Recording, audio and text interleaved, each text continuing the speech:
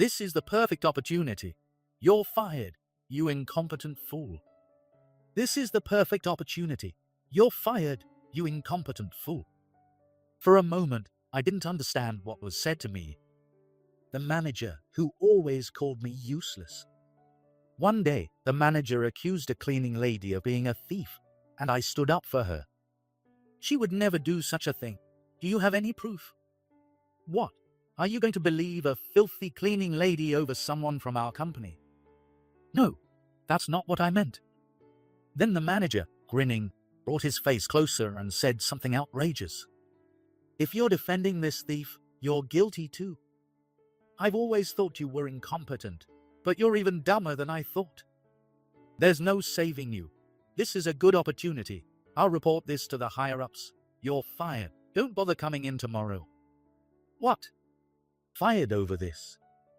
Ridiculous. I glared at the manager, but he just walked away briskly. Fine. Just as you wish. I'll quit this lousy company. And on the day I quit my job, a huge disaster struck. My name is James Wilson. I turned 33 this year, an ordinary office worker. I work as an engineer at a company that develops systems for computers and smartphones. I've always been bad at speaking in front of people or drawing attention. When I become aware of people's eyes, I get so nervous that I can't speak. Even so, I'm good at working quietly on a computer, and I used to develop simple apps as a hobby when I was a student. When I applied for a job at my current company, an executive from the parent company was involved in the interview.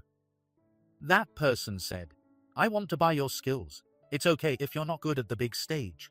Just pour your passion into development," offering me warm words. However, after joining the company, I realized that the parent company's philosophy doesn't always permeate to all the employees of the subsidiary. James, summarize the data from the project that just came in via email and send it back to the client by noon. Chris, the manager, gave me instructions from his desk 5 meters away in a loud voice. The client requested current performance and progress data. However, the request was made to Chris. Moreover, the deadline was set for the end of this week. Noon, the email says, by the end of this week. You're really an idiot. Do you really take a whole week just because they said by the end of this week? Prompt replies are just good manners. I don't remember ever being taught such manners. Besides, it's not like I have nothing to do. But I have urgent tasks right now. So what? Just finish both by noon. That's impossible. At least let me do it by this afternoon. Are you talking back even though you're useless? You can't handle presentations or negotiations. So why don't you try to make up for it in other areas? Seriously, people with no ambition are just. If he's going to say that much, he might as well handle it himself. But while I'm thinking that, Chris sends an email saying, James will reply by noon. If he has the time to send that email, he could handle the task himself. I thought, as I hurriedly interrupted my current work to take on the task that Chris was supposed to do. I somehow finished by noon and sent it, but Chris yelled at me, "You're late. What good is it sending it at the last minute?" No matter what I say, I'll just get yelled at, so I can only give a vague response. I had to do the work that was supposed to be done by the afternoon during my lunch break. And while everyone else left their desks, I was glued to my computer. In the afternoon, I received an email back from the client. They thanked us for the quick response and praised the summary, saying it was much clearer than expected and could be used as is. Feeling rewarded for my hard work, I was about to reply. But Chris replied first, taking credit for it. I just rearranged the data we've been compiling regularly, so no need to thank me. I no longer had the energy to protest. I sighed quietly and got back to work. James, about the materials for tomorrow's meeting. In the evening, a colleague spoke to me, making me tense up. Was there a mistake? However, he didn't seem upset or angry. They're really easy to understand. This data usually makes the materials so stiff, but when you compile it, it's very concise. Could you teach me how you do it? It took me a moment to realize he was complimenting me. Oh, I see, it's nothing special, but I remembered how I put the materials together and shared some tips. My colleague thanked me and whispered something to me. Earlier, the manager emailed your data as if he had made it himself, right? Yes. Well, I was on the phone with the client about another matter, so I told them that you made it from scratch. What? They said to tell you that you were a great help. Thank you. No problem. I just conveyed the truth. Recognizing my efforts, my heart felt a little lighter. However, those who looked down on me didn't change. James, you won't say anything in the meeting anyway, right? It's a waste of time, so go to the archive and fetch this. The paper Chris handed me was a list of past products. He said there was a file detailing the development history and to bring it back. It's true that I'm not good at speaking in meetings, but I think it's important to listen to everyone's discussions and understand the direction. However, I knew Chris wouldn't care about my opinion. So, I obediently went to the archive. I found the file I was looking for and loaded it onto a cart. I was about to return to my desk, but I was bothered by the many files stacked haphazardly and some upside down. Since the meeting would take some time, I started organizing a bit when someone came in. Hello. How's it going? She was the woman who started working as our company's dedicated cleaner last month. Her name is Sarah Brown. She appears to be around my age, but it's hard to tell because she ties her long hair carelessly at the back of her head and wears thick glasses. Moreover, her work clothes, long pants, and apron are noticeably dirty. I was surprised to see her suddenly appear. Since she has signed confidentiality agreements, she can access the archive. Oh, are you working? I'm sorry. I'll leave right away. Don't worry about it. Were these files always this neat? Sarah looked around the shelves. I had just finished organizing. I'm sorry. I cleaned up without permission. Maybe it was her job. If she had her own plan, I felt bad. But Sarah's eyes sparkled behind her glasses. This is amazing. When I peeked in earlier, it was a mess, but now it's so tidy. James, you're not just good at your job, but you're so meticulous with cleaning. You knew my name. Of course, I've heard you do very detailed work. It's not that good. Everyone's just being polite. After all, I'm called incompetent. Who would say such a thing? I opened up about Chris's behavior and my own personality that caused it. I don't even know why I get so nervous, but when many eyes are on me, I get scared. Even though I've been here for a long time, I still can't fit in. It's pathetic, isn't it, having such worries? Not at all. I'm the same way. What? No, this is about you, James. I'm sorry, but from what I heard this morning, there are people who genuinely need you. I hope so, but I can't help thinking it's just polite talk. People don't ask for advice or bring you up in conversations with clients just out of politeness. At least I wouldn't. Really? Yes, the fact that your reputation has reached me is the best proof. When she said that, I thought maybe it was true. But getting overconfident never leads to anything good. But maybe it's okay to have a little confidence. From that day on, I started talking to Brown more often. Whenever our break times overlapped or we finished overtime at the same time, I had many opportunities to see her, and she always cheered me up when I was feeling down. One day, I became curious about Brown's thick glasses. Having good eyesight myself, I've never worn glasses. I had heard that with nearsightedness, the worse your vision, the thicker the lenses. Brown, is your eyesight really bad? What? Oh, you mean these? She took off her glasses, and her face was mostly hidden by her bangs. Yes, I think it's pretty bad. Want to try them on? She handed me her glasses, and I held them up in front of my eyes. Whoa. My vision suddenly went out of focus, and I felt a bit dizzy. Sorry, that was probably too much for you. Yes, I couldn't see anything at all. Couldn't see anything. Brown repeated my words, then said she had a good idea. If you wear glasses, you won't notice people's stares, right? Because you can't see them. That's true. These glasses are too strong, so they'd be a strain, but you might be able to wear the ones I used to use. The next day, she handed me a pair of glasses she used during her school days. Brown frames with thin lenses. When I put them on, my vision was blurry, but not to the point of dizziness. If you wear them too long, your eyes might get worse, so use them as a charm when you really need it. I didn't think just blocking my vision would work, but Brown was serious about helping me. It was worth a try. At the next meeting, I had to explain the system I was in charge of. I always got so nervous that I stumbled over my words, and the stares of others made me freeze even more. I usually ended up saying, "I'll send the reference materials and explanations by email later." And Chris would mock me, saying, "Adding more work for yourself. You're truly useless." Today will surely follow the same pattern. I could sense it from everyone's attitude. I put on Brown's glasses. When I looked up, I couldn't see anything. I could feel people's presence, but I had no idea who was where. If I couldn't see them, it was as if they weren't there. It was just like practicing my presentation alone. This is the prototype created according to the requested concept. I could speak. No words got stuck. Far from being nervous, I was as relaxed as I am when I'm alone. The downside was that I couldn't see my own materials. But I could explain my materials and the system I created without notes.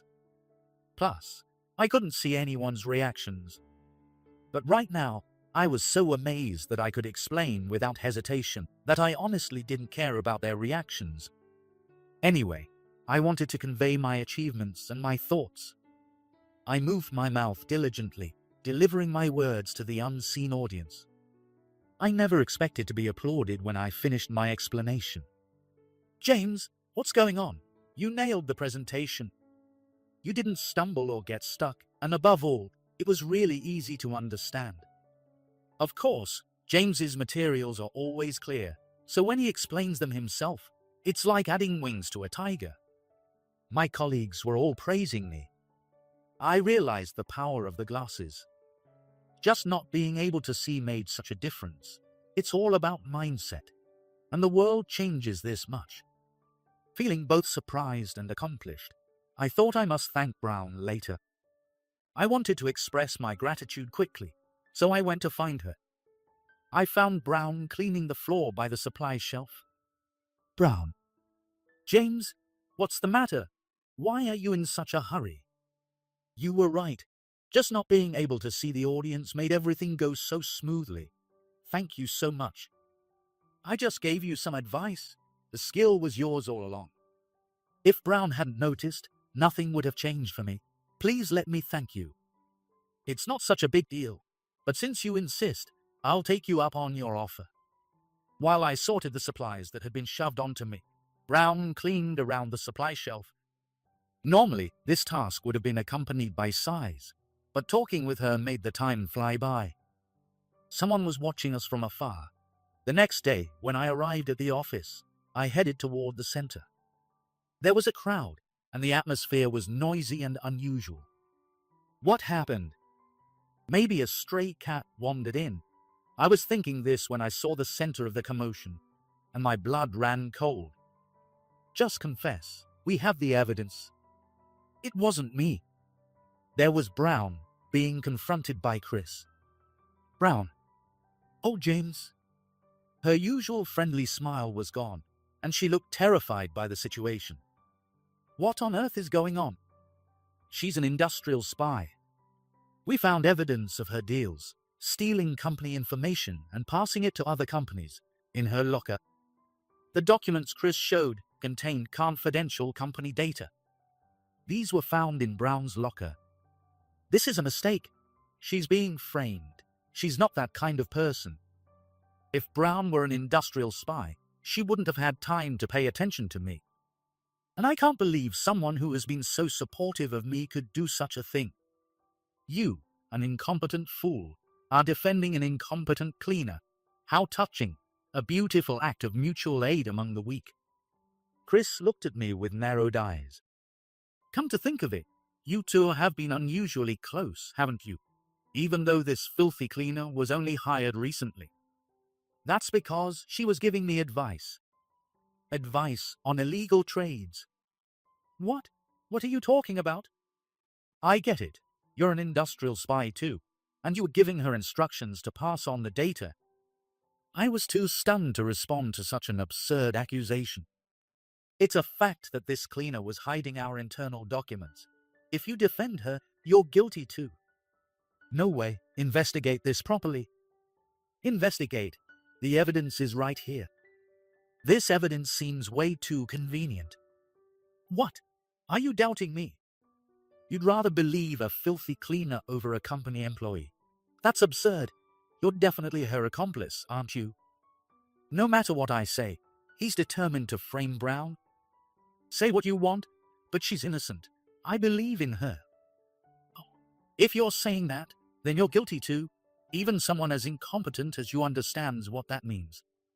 Chris grinned as he edged closer to me. James, it's okay. I'll just leave. That's all it takes. Brown looked at me with frightened eyes. Is this really okay? No, this is wrong. I'm not changing my mind. Then Chris said triumphantly, I'll report you two to the higher-ups. James, you're fired. Anyone who defends a spy is an enemy of this company. I was looking out for you, and you repay me like this. You've been useless until the very end. I wanted to say that I never felt he looked out for me, but I didn't care anymore. Even being told I was fired, I strangely didn't feel shocked. I nodded and started packing up my desk. James, is this okay? Brown looked bewildered by my calm demeanor. I nodded without hesitation. Yes. I'm sorry, because you defended me. You're getting dragged into this. Actually, I'm grateful for the opportunity. I've had enough of working under Chris. I feel relieved. I swear, I'm not an industrial spy. I know, you didn't do anything wrong. If there's an investigation, unless they find your fingerprints on the so-called evidence, it won't hold up. Brown smiled through her tears. Worrying about me, you're too kind. She whispered in my ear. Can I ask for that thank you mentioned yesterday now? What? She smiled at me with an upward glance. Unless there's concrete evidence proving we're industrial spies, I still have the right to use my vacation days. So, I was using my accumulated leave when I received a call. Seeing it was from the company, I ignored it, thinking there's nothing left to discuss. Any necessary paperwork could be handled on my last day. A few days later, when I went to the office for my resignation process, I found the place unusually hectic. Did something happen? I asked one of the employees. Even though it was no longer my concern, they looked troubled. A lot, actually. Do you know if any of the documents you worked on are stored somewhere? What? Chris said. Who needs a spy's documents? And threw everything out. I see. Are you all right? I noticed dark circles under the employee's eyes. Looking closely, I noticed the other employees were in the same state. James, we're so glad you're here. Employees swarmed around me when they noticed I had arrived. I didn't understand what was going on until someone explained the situation. I had often been tasked with creating materials for presentations and meetings, as I couldn't attend them myself. From the systems I developed to team projects, I had created numerous documents. After I left, other employees had to make the materials and present them.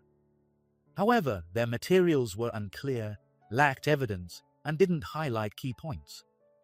They received repeated complaints, lost credibility within weeks, and faced a wave of cancelled contracts.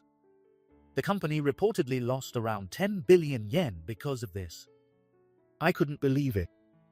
Even if my materials were good, my colleagues were professionals with longer tenure than me. I couldn't imagine they would produce such poor materials. When I voiced my doubt, Everyone hesitated to respond. After a while, someone muttered quietly, "Chris made all the documents in your place, James." "What?" "He was quick to fire me, but the crucial evidence still hasn't surfaced." "Of course it hasn't. Neither Brown nor I are guilty." The executives reprimanded Chris and ordered him to do all my work until it was proven that we were industrial spies. Chris had always pushed the document creation onto me and delegated the presentations to other employees. He just stood in the back, giving directions. Since he barely participated in the development, he spent a lot of time making poorly substantiated documents. The current mess is a result of that. Everyone is scrambling to save contracts and clean up the aftermath. James. The shouting voice I hadn't heard in days made the employees around me step back. With dark circles under his eyes like everyone else, Chris stomped over to me. "I called you so many times. Why didn't you answer?" "Well, since I was fired, I figured you didn't need me anymore." "Of course, we need you. Redo all the documents you've made so far." What is he talking about? I was speechless at his incredibly selfish command. "Chris, you were the one who destroyed them, right? So what? Just make the same ones again. And you think someone as incompetent as me can do that?" I emphasize the word incompetent. More and more people were gathering around us. I could feel the weight of everyone's gaze, and cold sweat started to trickle down my back. Even though it wasn't a presentation, the stares felt piercing. Since I wasn't at fault, I considered ignoring him and just saying my goodbyes to the HR department. At that moment, someone pushed past Chris and stepped in front of me. It was the company president. "James, I'm asking you too." "President, it seems he can't work like you do. Moreover, the suspicion of illegal trading now seems doubtful. Please come back. I know it's presumptuous to ask, but our company needs you."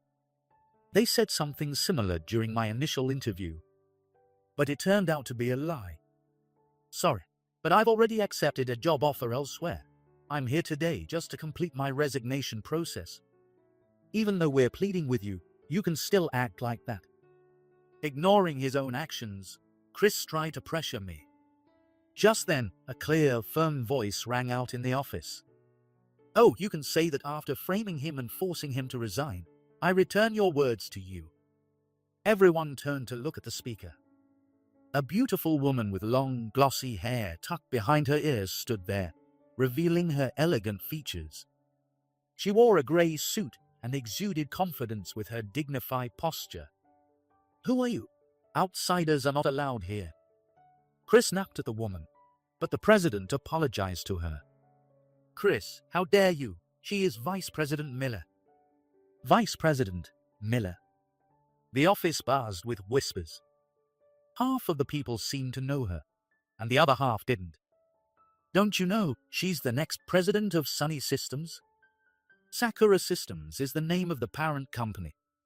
Chris had called such a person an outsider. Yet, he didn't show any sign of apology. "So, Vice President Miller, what brings you here?" "James will be working for us. His support and technical skills are outstanding." "Yes, my new job was at the parent company." The president and Chris's eyes widened in shock. "That incompetent fool is useless. He can't even present in front of people." "Oh, everyone has their strengths and weaknesses. Didn't you know I want his technical skills? Even if he's not good on stage, he can pour his passion into development." Those were the same words spoken to me during my job interview. She was one of my interviewers.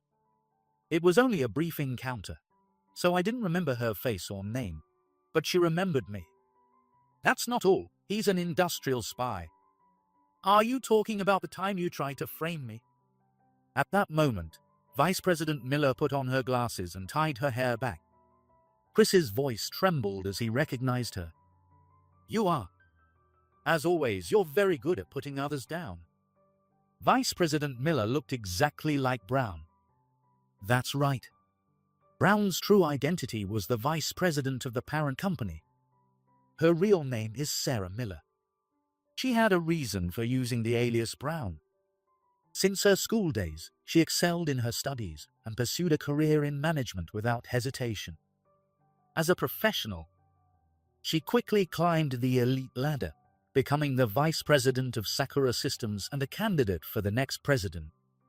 She focused solely on growing the company. She believed her opinions, shaped by various experiences, were always correct, ignoring her employees' voices. She didn't trust her employees, interfered in everything, and often yelled when displeased. This behavior earned her resentment from many and eventually led to her isolation. By the time she realized her situation, no one listened to her, and her instructions were ignored. She didn't know what to do or whom to trust. Her father, the current president, advised her to broaden her perspective. So, she chose to become a cleaner at a subsidiary to gain a different viewpoint. She decided to work in another industry within the company to see the employees and the company from a different angle, using an alias to ensure her identity remained hidden. She observed many things. People who acted arrogantly like she did. People who couldn't voice their opinions and just followed orders. People who worked hard in the given environment. People who pulled others down to advance. People who tried to change themselves. Observing these people and environments, she realized how arrogant she had been. She began to understand how she should have been. Someone like James, who works hard to overcome obstacles and doesn't let his abilities make him arrogant, is exactly what I lack. And of course, he's excellent at his job. I need him. There's no way we can let go of such talent, James. You belong here. What would you even do at the parent company? You'll just be used and discarded like a rag. Chris said to me. A rag? You were the one treating me like that. Vice President Miller laughed and said, Let go. Do you think you have the luxury to say that? What? You're getting fired. What? I found it odd that such elaborate forged documents existed just to frame a cleaner and one employee. Vice President Miller walked towards Chris, the sound of her heels echoing. So, we conducted a thorough investigation. Evidence proving James's guilt never surfaced, right? Because you are the culprit. What's your evidence? There is plenty. We got the recipient of your leaked information to reveal everything. The email history is crystal clear.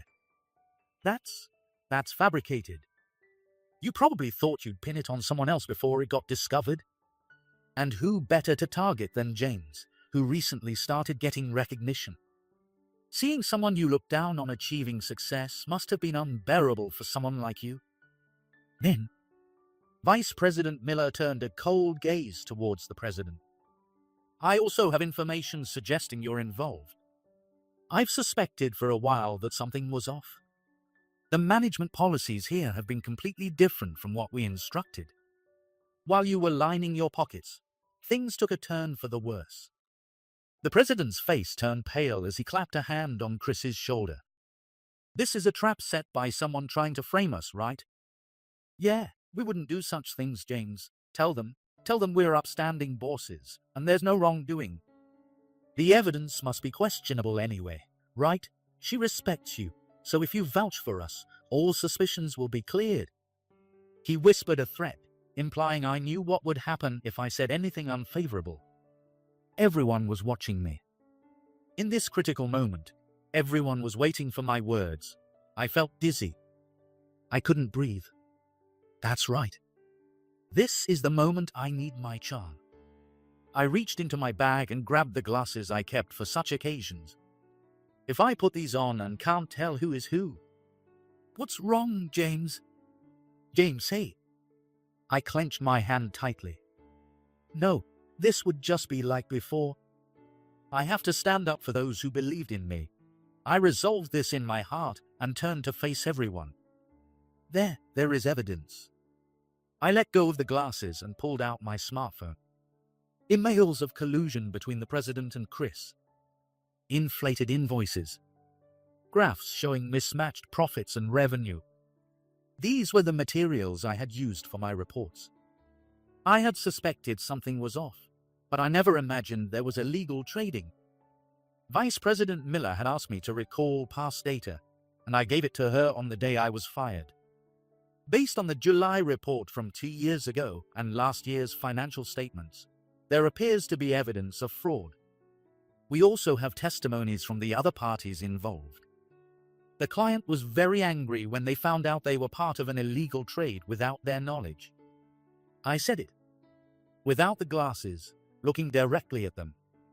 Isn't it time you gave up? The president and Chris hung their heads. Thus, their misdeeds were exposed to all the employees, and later their fraud was reported in the news. Of course, it wasn't just a matter of being fired. The police were involved. A new leader was appointed in the company, and a shift in everyone's mindset began. Vice President Miller took charge. With her strong sense of responsibility, she decided to oversee the subsidiary until it could operate independently again. As her secretary, I started a new chapter in my life. Sometimes I still called her Brown by mistake and hurriedly corrected myself. If it's so hard to say, you can call me by my first name, you know? Excuse me, what? That sounds too much like we're a couple. As I thought that, she winked playfully. Of course, only when we're outside the office. So that's how it is. With her glasses off and contact lenses in, she looked stunning. When she was hiding her identity, she kept her face covered with her hair and wore glasses to avoid being recognized. But I found her attractive in both appearances. Otherwise, I wouldn't have looked forward to our time together so much. I still carry the charmed glasses in my bag, but I don't need to use them anymore. Even when I see people's faces clearly and feel their gazes, I don't get nervous. I keep the glasses as a reminder of the feeling I had when I overcame my fear. In life, there will always be setbacks and challenges. But after overcoming that situation, I feel there's nothing left to fear. I want to give others the courage that I've gained. For that, I need to become someone who can face any adversity head-on